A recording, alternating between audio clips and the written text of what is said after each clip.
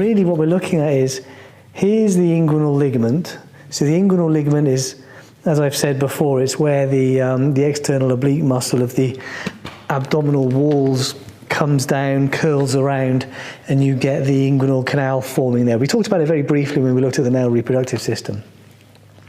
So the inguinal ligament then is this ligament where linking the anterior superior iliac spine here to the pubis here. Pubic tubercle. And the reason the inguinal ligament is so important, really, is because there's quite a lot going on here. It's the boundary between the lower limb and the abdominopelvic cavity, which means that if you're a structure and you want to get from the abdominopelvic cavity into the lower limb, then you may need to pass under it. The triangle is here. It's here, right? So we've got the inguinal ligament, this muscle here, this is sartorius.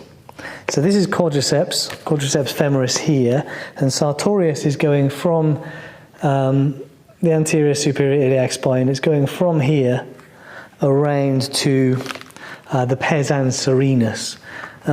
We're medial here, so this is the tibia around this side. Anyway, sartorius aside, the inguinal ligament is forming the superior margin of the femoral triangle. The medial edge of sartorius is forming the lateral wall of the femoral triangle. And then this muscle here, these are the adductors here in this medial compartment. This is adductor longus, the long adductor muscle here. And the adductor longus is forming the medial border of the triangle. So, and you can see immediately on this model we have some interesting structures there. This here is the external iliac artery. So it's a branch from the common iliac artery that's divided up here.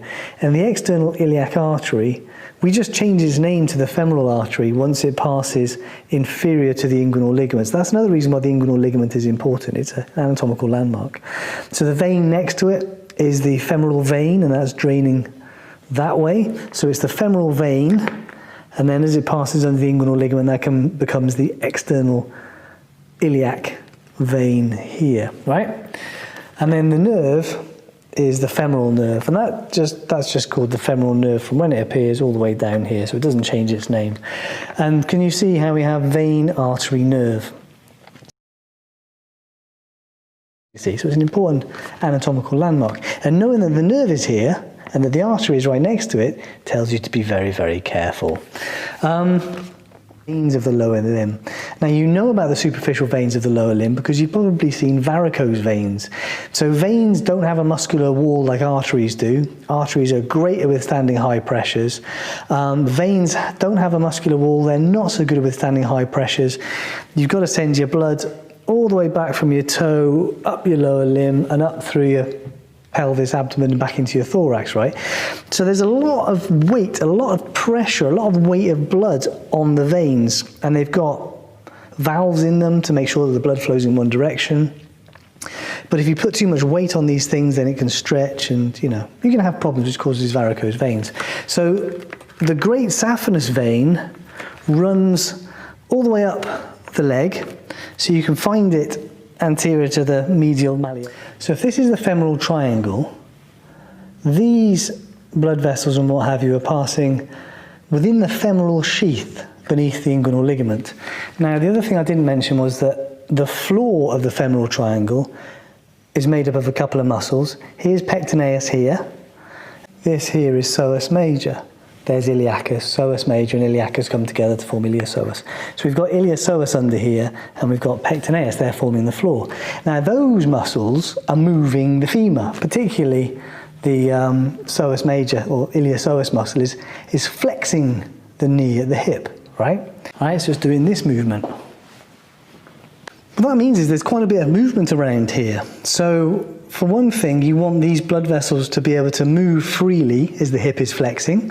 So they're surrounded. So the fascia that I was talking about, these fascia come together and blend and they kind of form this sheath around these blood vessels. So that's the femoral sheath in there. Now the femoral canal is a little bit different. The femoral canal is the space between, it's medial to the femoral vein, so it's between the femoral vein and the pubic tubercle, and it runs underneath the inguinal ligament.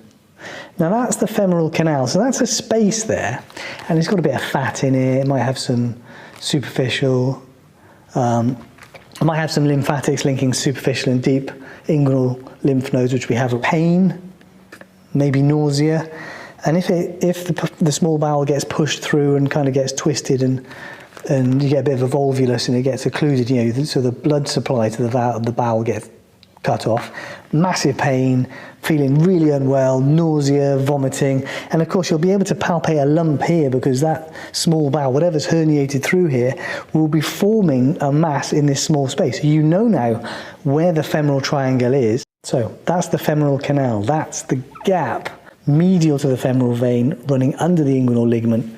That's a potential canal between the abdominopelvic cavity and the femur. The other thing is, you see where these blood vessels are going? If we take sartorius off, there's a canal, and here there's a subsartorial canal. This stuff runs on the bay. Try and palpate your femoral pulse at some time when it's convenient, and you'll be in the femoral triangle. Also, you can palpate the bony bits as well, and that sort of thing. Yeah, anyway. All right, short and sweet. See you next time.